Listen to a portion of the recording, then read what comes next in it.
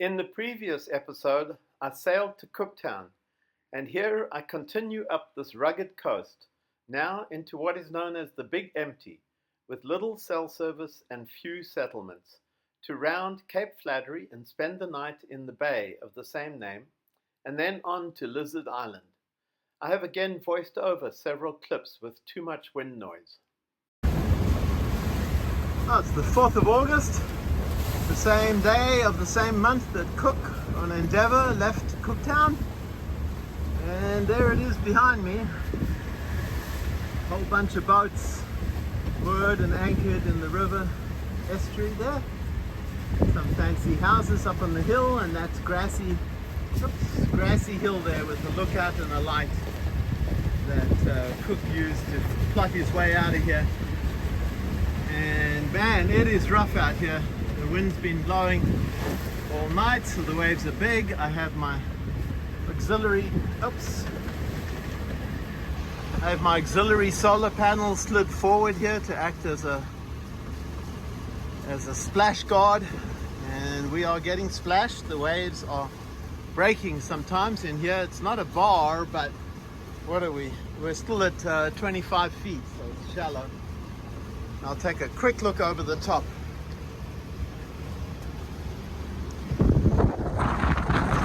Yeah, it's pretty wild.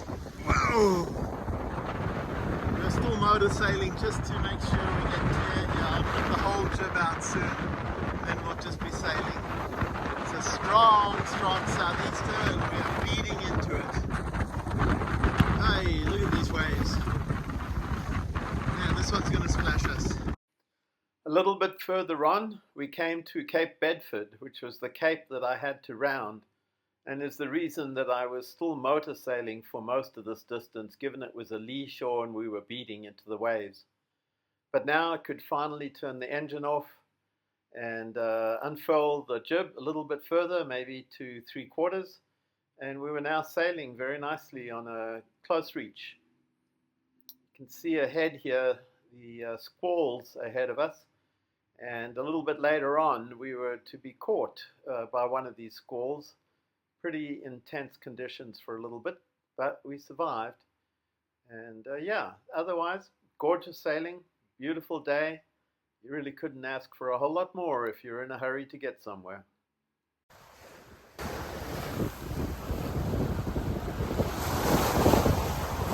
After a rough start this morning, coming out of Cooktown, getting around Bedford Cape, up there, Cape Bedford. We then got caught in a squall. Man, that was rough. Now we're broad reaching down past Tree Island, appropriately named Wooded Island, both very low, towards Cape Flattery. It's blowing hard, 20 I guess. It was at least 30, if not more, in the squall. But we are roaring along.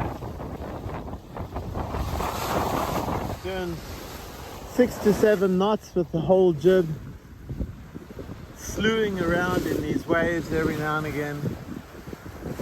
But it's all good. Nice, easy sailing once we got past the Cape Bedford and the squall. Just hanging on here on the bow, enjoying the ride. You can see the flags are straight out. Here's a feeling for how much we get moved around by the waves, what I call slewing from side to side.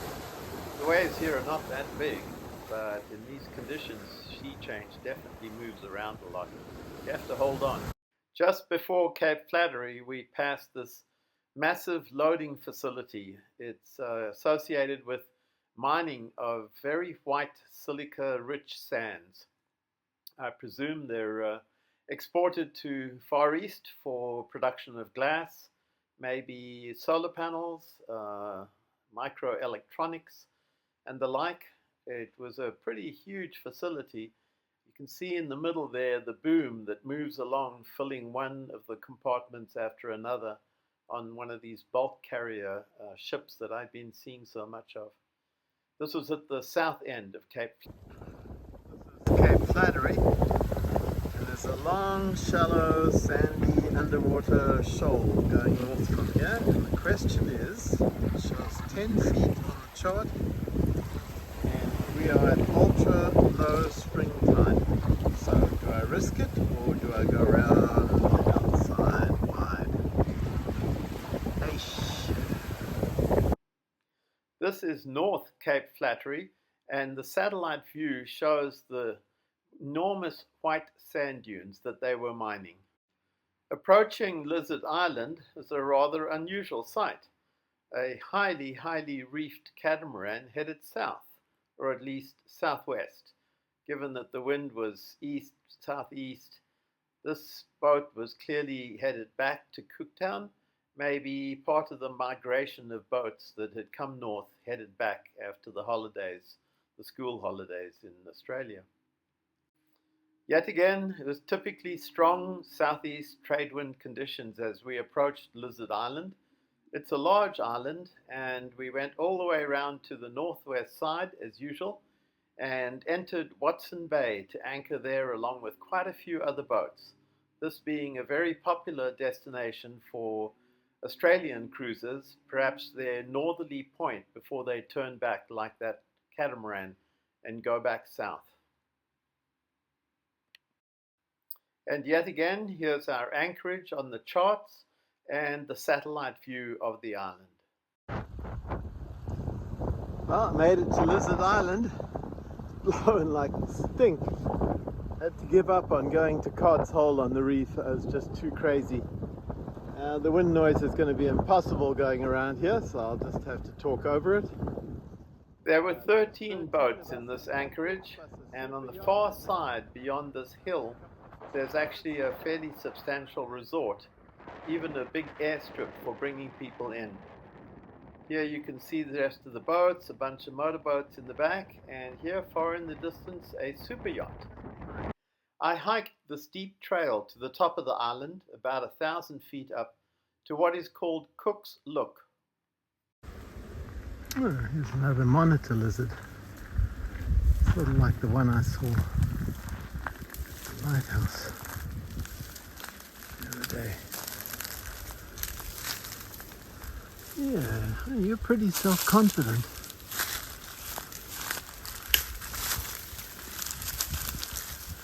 Cool. Very cool. About 3 feet long, maybe 4. Off you go. The views from the top were pretty spectacular. First northwest over the anchorage, and then southwest over a very pretty lagoon on the other side that is a protected anchorage in north winds only. Cook saw a way out through what he called this labyrinth of reefs, one of several possible passes between reefs to the northeast, now called Cook's Passage. But 2 days later, Endeavour was hit by a storm that drove her back towards the Great Barrier Reef, with Cook barely escaping through an even narrower gap further north that he called Providence Channel. Here's the display at the top explaining the situation, and my chart shows the 10 miles to the passage along with several others, now clearly discernible with satellite views, but on this day from Cook's Look barely perceptible on the horizon. A large cairn had been built behind the display, and I added the rock on the very top. I also put a little white stone on this compass of directions and distances to indicate Cook's Passage. It was a good walk, and the views of the anchorage were spectacular. Back at the beach, there were the usual national park signs with lots of impermissible activities, plus the usual warnings about crocodiles. Finally, I walked a track that recounted the tragedy of Mrs. Watson, for whom this bay was named.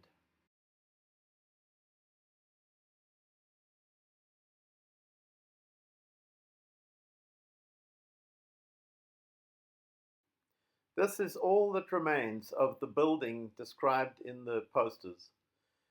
And after a pleasant night's sleep, I got up very early and left at 2 o'clock in the morning. In the next episode, I sail a long way northwest to Stanley Island in the Flinders Group, and then continue north to Morris Island, Portland Roads, and finally Shelbourne Bay.